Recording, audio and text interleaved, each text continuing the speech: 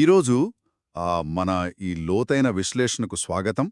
ఈరోజు మనం stock market గురించి, అందులోనూ ముఖ్యంగా చాలామందిని భయపెట్టే అపరిమిత నష్టం లేదా అన్లిమిటెడ్ రిస్క్ అనే కాన్సెప్ట్ వెనుక ఉన్న వాస్తవాల గురించి మాట్లాడుకోబోతున్నాం.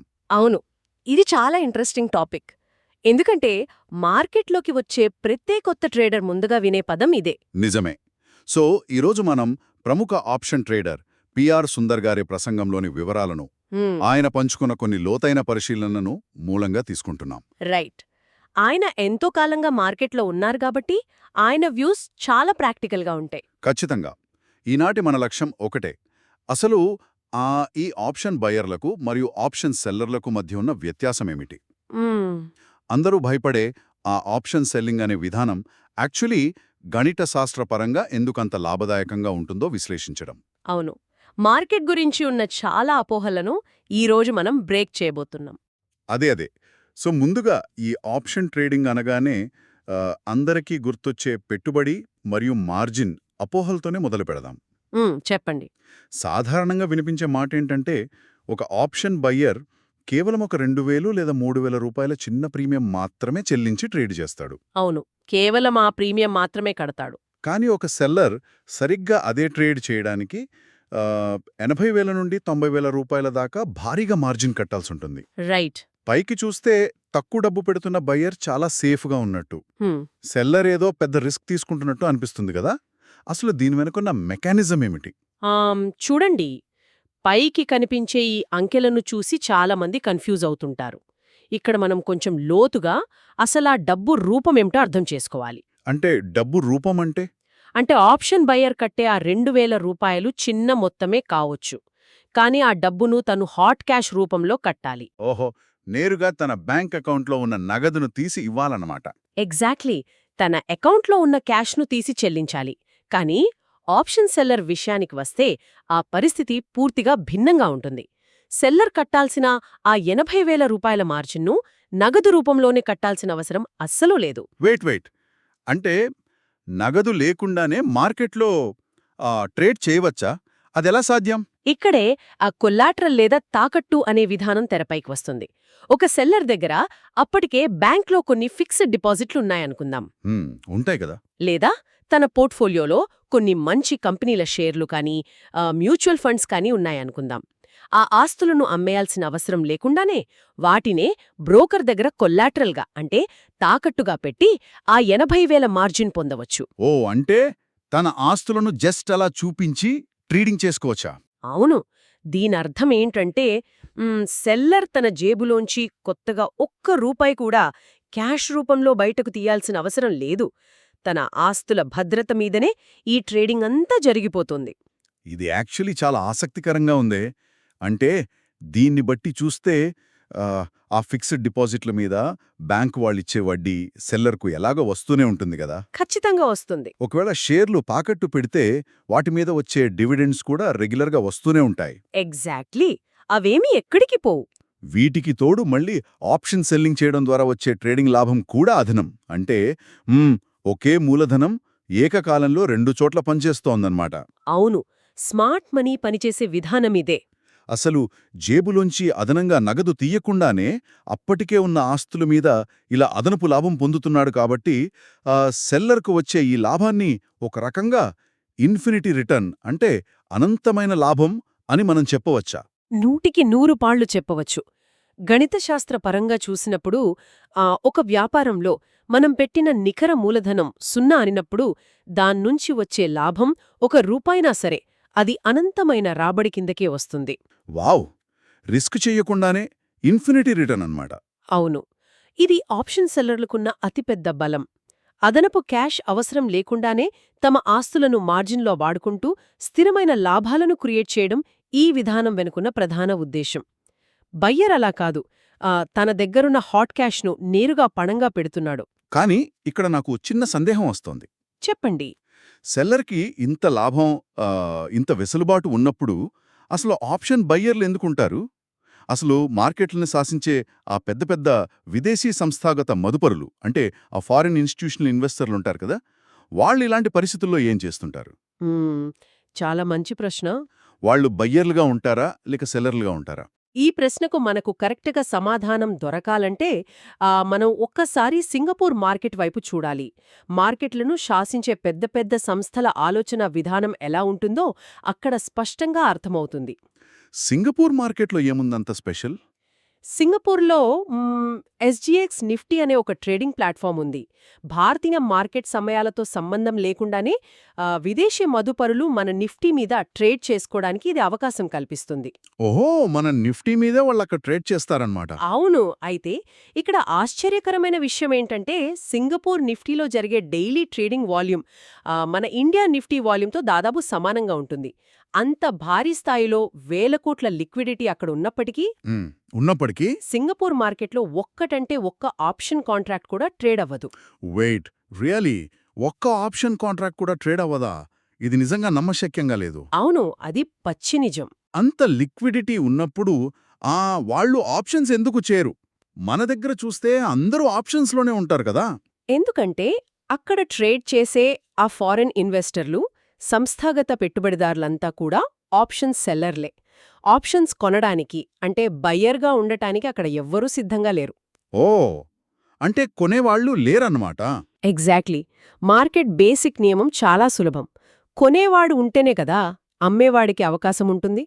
అందరూ అమ్మడానికే సిద్ధంగా ఉండి కొనే బయ్యర్లెవరూ లేనప్పుడు అక్కడ ఆప్షన్ ట్రేడింగ్ ఎలా జరుగుతుంది? జరగదు. రైట్. అందుకే వాళ్ళు ఆప్షన్స్ పక్కన పెట్టి ఫ్యూచర్స్ ద్వారా ట్రేడ్ చేసుకుంటారు. ఫ్యూచర్స్లో ఏంటంటే సమయం గడిచే కొద్దీ ఆప్షన్స్ లాగా విలువ కరిగిపోయే ప్రమాదం ఉండదు కాబట్టి వారు ఆ మార్గాన్ని ఎంచుకుంటారు. కానీ ఇండియాలో పరిస్థితి పూర్తిగా భిన్నంగా ఉంటుంది కదా. చాలా భిన్నం. మన దగ్గర జరిగే మొత్తం స్టాక్ మార్కెట్ వాల్యూంలో ఏకంగా 90% కేవలం ఆప్షన్స్లోనే ఉంటుంది. ఓహో, అంటే మన ఇండియాలో తక్కువ పెట్టుబడితో ఏదో అదృష్టం వరిస్తుందనే ఆశగా వచ్చే బయ్యర్లు లక్షల్లో ఉన్నారు కాబట్టే ఆ పెద్ద పెద్ద సంస్థలకు, సెల్లర్లకు తమ ఆప్షన్లో అమ్మడానికి ఇక్కడ అద్భుతమైన మార్కెట్ దొరుకుతోందన్నమాట. ఖచ్చితంగా. ఇక్కడ వాళ్లకు కావలసినంత మంది బయ్యర్లు దొరుకుతున్నారు. ఇదంతా వింటుంటే అసలు ఆప్షన్ బయ్యర్ గెలిచే అవకాశాలు నిజంగానే ఎంత ఉంటాయో ఒకసారి లెక్క వేయాలనిపిస్తోంది. తప్పకుండా చేద్దాం. ఒక ఉదాహరణ తీసుకుందాం. మార్కెట్ కదలికలు సాధారణంగా 5 రకాలుగా ఉంటాయి కదా. అవును, 5 రకాలుగా కదులుతుంది.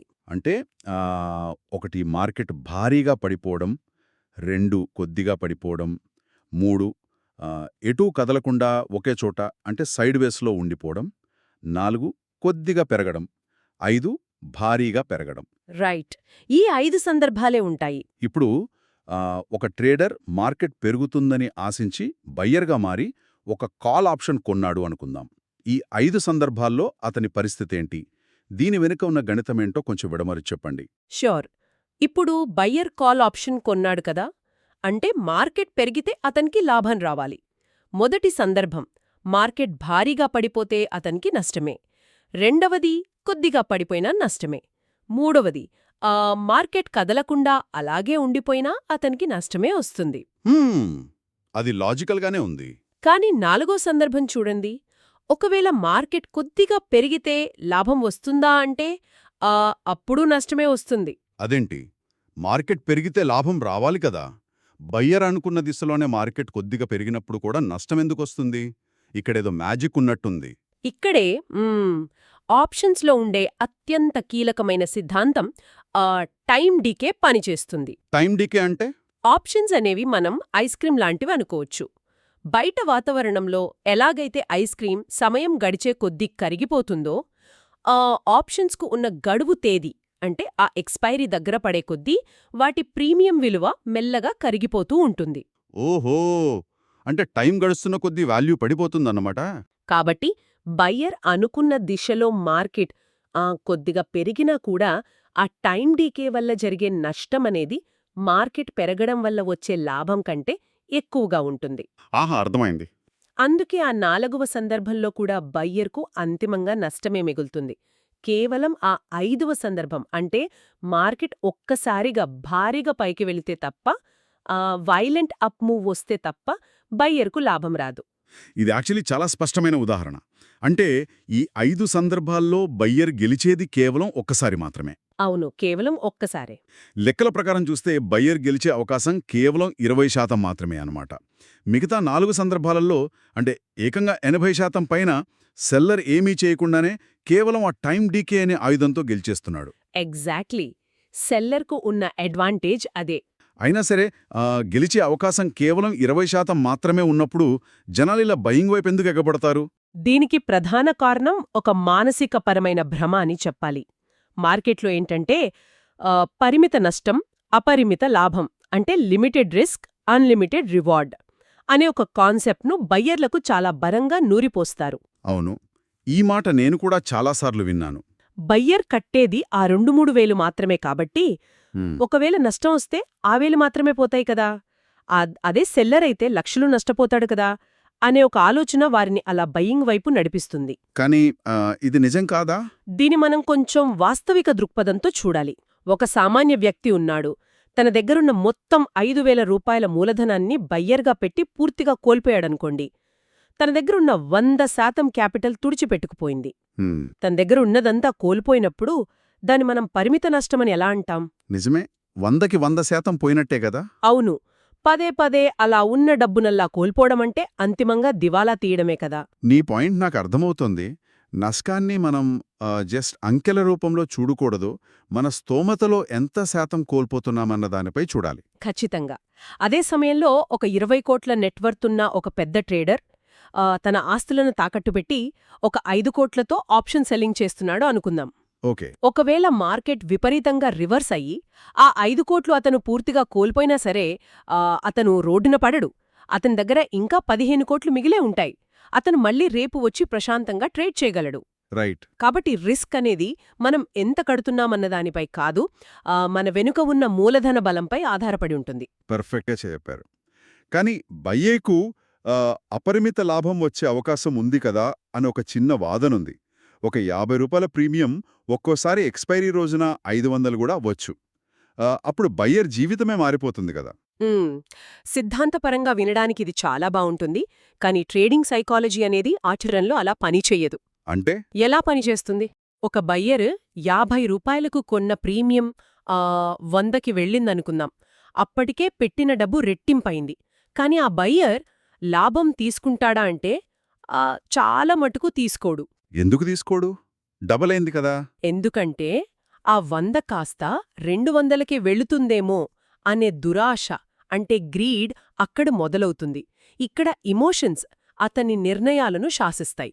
ఓ, హ్యూమన్ సైకాలజీ అంటారా? అవును. లాభాన్ని ఎక్కడ తీసుకోవాలో ఎక్కడ ఆగాలో తెలియక మరింత ఆశపడి చివరికి ఆ ఆప్షన్ ఎక్స్పైరీ సమయానికి అది 0 అయిపోయే వరకు అలాగే స్క్రీన్ ముందు కూర్చుంటాడు. ఈ అపరిమిత లాభం అనే భావన బయ్యర్ను ఎప్పుడూ ఒక గందరగోళంలోనే ఉంచుతుంది. మరి సెల్లర్ మైండ్ సెట్ దీనికి భిన్నంగా ఉంటుందా? వాళ్లకు ఆశ ఉండదా? వాళ్ల సైకాలజీ